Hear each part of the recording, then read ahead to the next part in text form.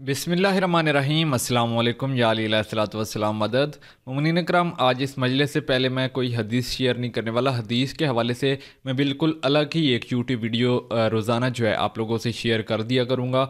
तो आज इस वीडियो के अंदर जो मैं मजलिस शेयर करने वाला हूँ उसका टॉपिक मैं आपको बता देता हूँ। अल्लामा ज़मीर अख्तर नकवी साहब की ये मजलिस है और इसमें हमारा एक बहुत ज़्यादा सवाल किया जाता है कि आखिर हम जो मुसलमान मुल्क हैं, यानी कि ईरान हो गया या सऊदी अरब हो गया, पाकिस्तान हो गया, तो हम लोग पीछे क्यों हैं और हमसे अंग्रेज़ लोग जो हैं जो कि नॉन मुस्लिम हैं वो आगे क्यों हैं। तो आज अल्लामा ज़मीर अख्तर नकवी साहब ने इस मजलिस के अंदर ये मुकम्मल वज़ाहत के साथ बयान किया है कि आखिर इसके पीछे वजह क्या है। तो चलें आज की मजलिस जो है उसको शुरू करते हैं और हदीस जो है इंशाल्लाह मैं रोज़ाना आप लोगों के साथ एक अलग से ही वीडियो के अंदर शेयर कर दिया करूँगा।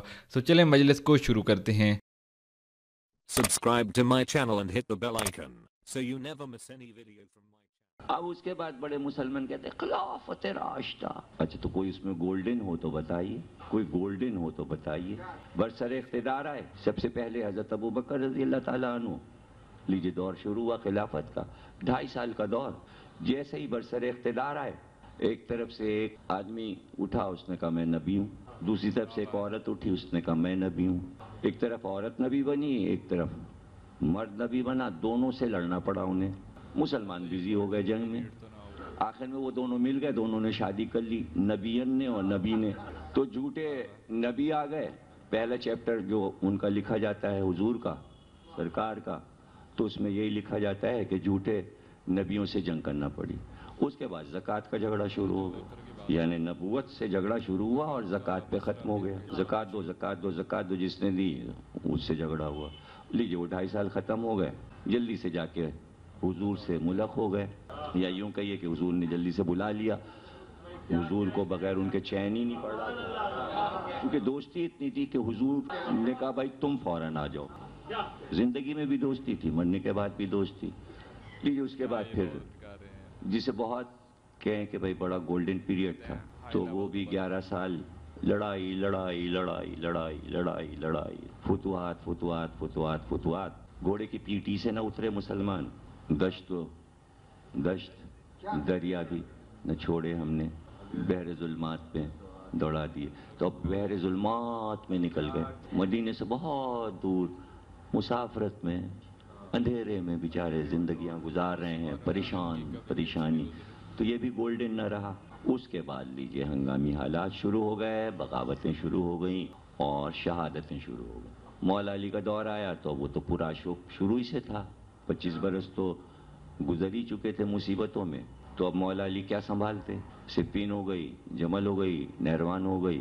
ये लीजिए 40 हिजरी में मौला शहीद हो गए। इमाम हसन का दौर आया, 6 महीने के अंदर अंदर हंगामे शुरू हो गए। लीजिए 50 हिजरी, 28 सफ़र, कल की तारीख शहादत हो गई। देखते ही देखते 50 से 60, 10 साल गुजर गए। खामोश बैठे रहे इमाम हुसैन। हाँ, आप कह सकते हैं कि ये 50 हिजरी के बाद जो दौर आ रहा है, तो ये गोल्डन पीरियड था यजीद का।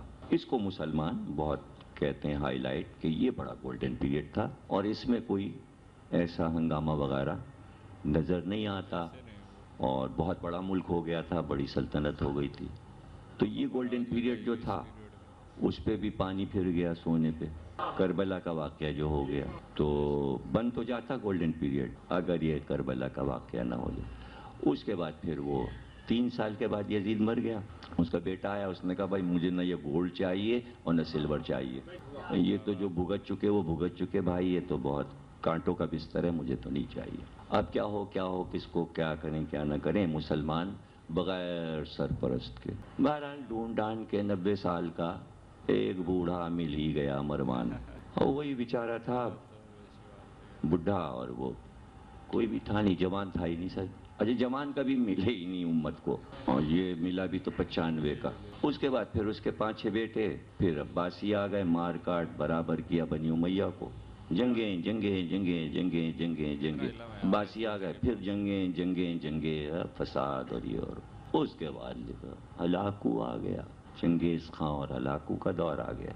तो नाम ही से जाहिर है कि खून के दरिया बह रहे हैं। और जब ऐसे मुसलमान हो जाएंगे हलाकू जैसे, تو ہلاکتوں کے علاوہ اور کیا ہوگا؟ تو یہاں تک گھسیٹ گھساٹ کے مسلمان لے آئے قائد اعظم تک، اور بغیر ہنگاموں کے پاکستان بھی نہ بنا۔ حالانکہ سیدھا سیدھا پارٹیشن تھا صاحب، یہ تھوڑا سا حصہ ہمیں دے دیجئے، آپ ادھر رہیے، اور کسی کو امید وہم و گمان بھی نہیں تھا، سب سمجھتے تھے ایک گولڈن پیریڈ آ گیا، ملک مل گیا، گولڈن پیریڈ آ گیا۔ لیکن وہ گولڈن پیریڈ ایسا تباہ ہوا سن 47 میں کہ جناب وہ قتل و غارت ہوا، وہ مار پیٹ ہوئی دہلی سے لے کے امرتسر تک، کہ اب تک رو رہے ہیں اس کہانی کو کہ 47 میں کیا ہوا تھا۔ اچھا چلیے بھائی، قربانی دے کے بن گیا، اب گولڈن ملک تو مل گیا، لیجئے بنتے ہی ہنگامے شروع ہو گئے، قائد اعظم سے سب نے آنکھیں پھیر لیں، وہ کہتے کہتے مر گئے کہ بھیا ہم بھی تو ہیں، ان کا ہوں گیا۔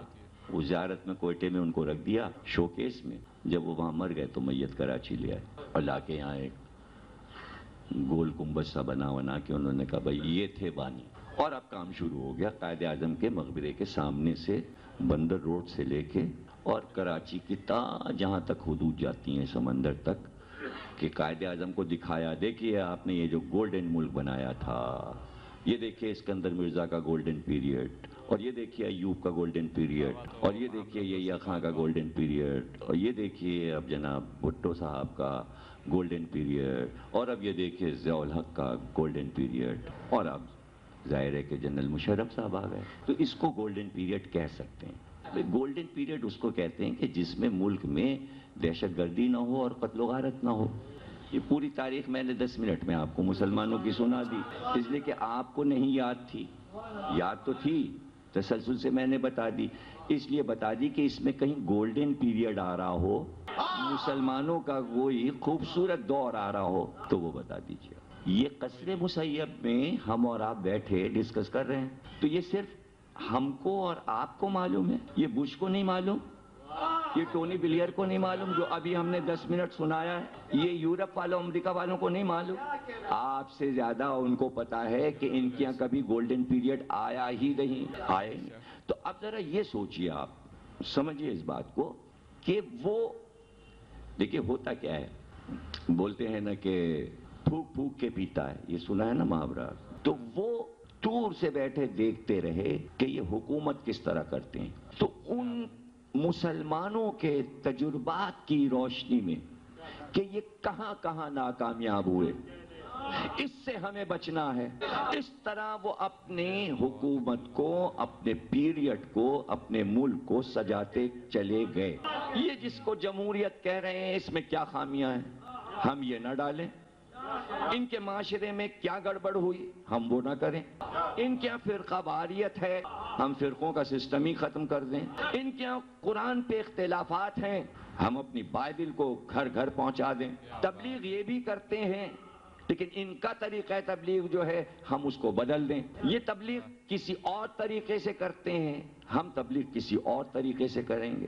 ہماری تبلیغ یہ ہے کہ ہمارے مذہب میں آنے کے بعد تم امن میں رہو گے، تمہاری جان کو خطرہ نہیں رہے گا، اور اگر مسلمان رہو گے تو ہر وقت جان سولی پہ لٹکی رہے گی، یعنی ایک مسلمان دوسرے مسلمان سے ڈر رہا ہے، اور اپیلیں روز جنگ میں آ رہی ہیں، بریلوی گروپ کہہ رہا ہے سب ہمارے اوپر ظلم ہو رہا ہے، شیعہ تو خیر بولتے ہی نہیں، وہ تو بولتے ہی نہیں، شیعہ یہ ظاہر ہی نہیں کرنا چاہتے کہ کبھی ان پہ ظلم ہوا، اس لیے بیان ہی نہیں دیتے، وہ کہہ رہے ہیں ہمارے اوپر کبھی ظلم ہوا ہی نہیں، ہمارے اوپر کہاں ظلم ہوا، ہمارے اوپر کوئی ظلم، اس لیے کہ بھئی ہمارا نفس بک چکا ہے اور ہم مارے ہی نہیں جاتے، اور ہم مر کے زندہ ہو جاتے ہیں، تو سب زندہ ہیں، وہ آج مرے کل واپس پھر مجلس میں آ گئے بیٹھے ہوئے، اچھا سب کو اطمینان آ گئے ہوں گے بیٹھے ہوں گے، اس لیے کیا بیان دینا،